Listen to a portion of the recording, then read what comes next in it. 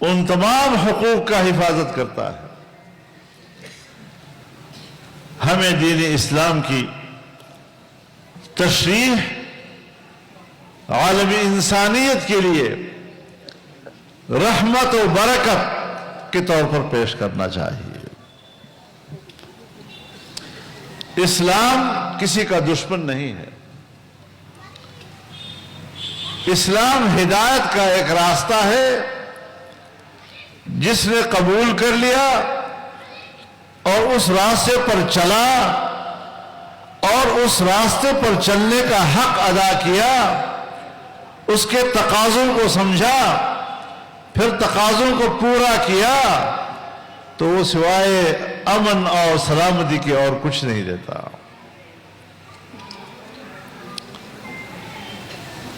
وہ سکون و اطمینان عطا کرتا ہے، اور یہ اللہ کی سب سے بڑی نعمت ہے۔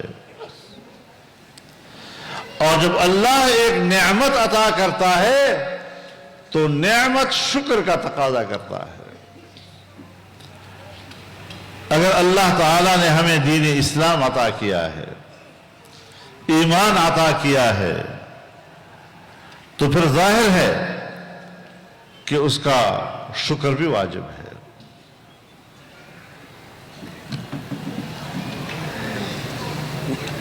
ایک مسلمان ملک کا ایک وفد آیا تھا پاکستان میں، تو ہم نے ان کے اعزاز میں ضیافت دی، اور میں نے قرآن کریم کا ایک نسخہ ان کو ہدیہ کیا۔ تو مجھ سے پوچھنے لگا کہ اس ہدیے کا میں شکر کیسے بجا لاؤں گا؟ تو میں نے کہا اس پر عمل کر کے، جب آپ اس قرآن پر عمل کریں گے تو یہ اس کا شکر ہے۔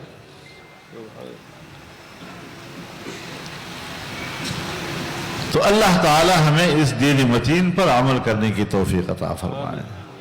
اور جن بزرگوں نے ہمیں یہ راستہ دکھایا ہے، جب آپ دین پر عمل کرتے ہیں،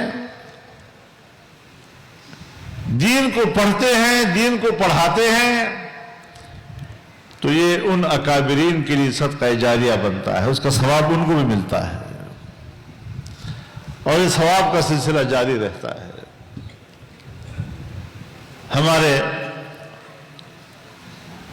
اکابر دیوبند، اب جب لفظ دیوبند آتا ہے تو وہ اب ایک گاؤں کا نام نہیں رہا، وہ ایک فکر کا نام بن گیا ہے، وہ ایک نظریے کا نام بن گیا ہے، وہ ایک عقیدے کا نام بن گیا ہے، وہ ایک نصب العین کا نام بن گیا ہے، وہ ایک مقصد زندگی بن گیا ہے۔ لیکن ہم نے اس کو ایک فرقہ بنا دیا ہے، جبکہ دیوبند سے جو نظریہ اٹھا اس کی وسعت اتنی تھی کہ وہ عالمگیر تھی۔ اس نظریے کی وسعت آفاقی تھی۔ انہوں نے آزادی کا علم اٹھایا تو یہ پوری انسانیت کی آزادی کی بات کی۔ انہوں نے دین اسلام دنیا کو سمجھایا تو ساری انسانیت کے لیے ایک رحمت کے نظام کے طور پر سمجھایا ہے۔ ہم مانتے ہیں کہ اسلامی دنیا اور مسلمان یہ جغرافیائی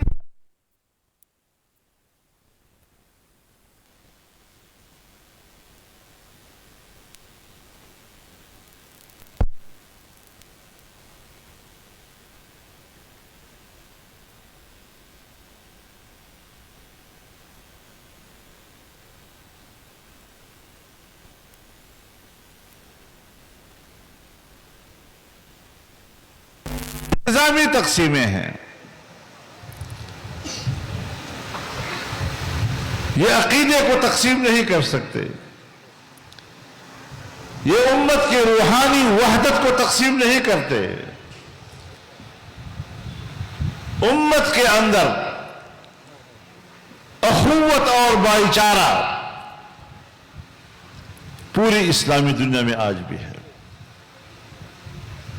چاہے وہ عرب دنیا ہے، چاہے وہ وسط ایشیا ہے، چاہے جنوب ایشیا ہے، چاہے وہ افریقہ میں ہیں، چاہے وہ یورپ میں ہیں، جہاں جہاں بھی مسلمان ہیں ان کے بیچ میں ایک اسلامی رشتہ ہے، ایک بھائی چارہ ہے. المسلم اخو المسلم، مسلمان مسلمان کا بھائی ہے. لا یظلمہ ولا یسلمہ، نہ وہ خود اس پر ظلم کرتا ہے اور نہ کسی دوسرے کے ظلم کے سپرد کرتا ہے. مسلمان مسلمان کا بھائی ہے. لا یحقرہ ولا یخذلہ، نہ اس کی بے توقیری کرتا ہے، نہ اس کی توہین و تذلیل کرتا ہے.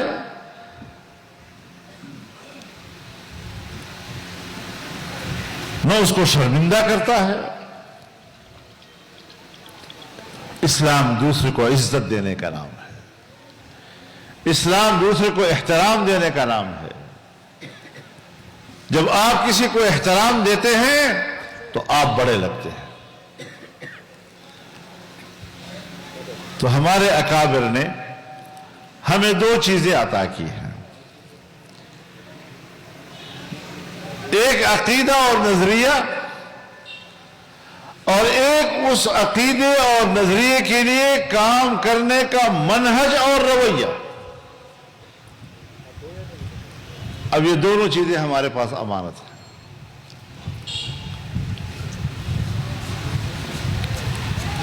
وہ ساری چیزیں اب ایک نظم کے اندر آ گئی ہیں،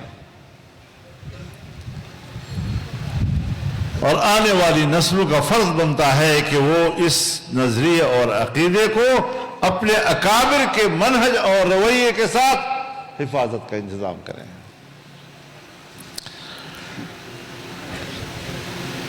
تو مولانا مفتی وقاص صاحب بھی اسی حلقے کی ایک شخصیت تھی. یہی مدرسہ، یہی جماعت، یہی ان کی خدمات، یہ اکابر کا منہج اور رویہ تھا. اور یہ بڑے لوگ تھے، یہ حجت تھے ہمارے لیے، یہ ہمارے لیے دلیل تھے. کوئی نیا فلسفہ اور نیا نظریہ وہ ہمیں متاثر نہیں کر سکتا. ہر شخص اٹھتا ہے اور کوئی نئے فتوے جاری کر دیتا ہے اور ہمیں کوئی نئے درس دینا شروع کر دیتا ہے. یہ حجت اور دلیل نہیں ہے. حجت اور دلیل ہمارے وہ اکابر و اسلاف ہیں جو اپنے وقت کے علم کے پہاڑ تھے.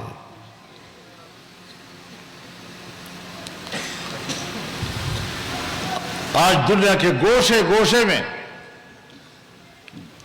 علوم قرآن، علوم حدیث، علوم فقہ کونے کونے میں پہنچ گئے ہیں. یہ اس دارالعلوم کی برکت تھی، اس کے اندر پڑھانے والوں کی برکت تھی، ان عظیم لوگوں کی عظیم سوچ کی عکاس تھی. بڑے لوگ، بڑی سوچ، بلند سوچ، اس کے مظاہر ہیں یہ. تو اس کی پیروی کو آج بھی اپنی کامیابی کی علامت سمجھنا چاہیے. یہ کسی سے دشمنی کا نام نہیں ہے. اللہ تعالی حضرت مفتی وقاص صاحب کو ان کی خدمات کا صلہ عطا فرمائے، جنت الفردوس میں اعلیٰ مقام نصیب فرمائے، اور ان کے خاندان کو، ان کی اولاد کو حضرت مفتی صاحب کی برکات سے نوازے، اور آپ تمام دوستوں کو اللہ تعالیٰ ان کے نقش قدم پر چلنے کی توفیق عطا فرمائے. اب دعا کر لیتے ہیں، اللہ تعالیٰ ان کی مغفرت فرمائے. الحمدللہ رب العالمین، والصلاة والسلام على خير خلقه محمد وعلى آله وصحبه أجمعين. اللهم اغفر له وارحمه، اللهم نور قبره وبرد مصدعه، اللهم أكرم نزله ووسع مدخله وأدخله نعمك دائما أبدا. اللهم باعد بينه وبين خطاياه كما باعدت بين المشرق والمغرب، واغسل خطاياه بالماء والثلج والبرد، ونقه من الذنوب كما ينقى الثوب الأبيض من الدنس. اللهم اجعل الجنة مثواه واجعل قبره روضة من رياض الجنة. رب اغفر وارحم وأنت خير الراحمين برحمتك يا أرحم الراحمين. সম্মানিত উপস্থিতি, আমরা কেউ মানে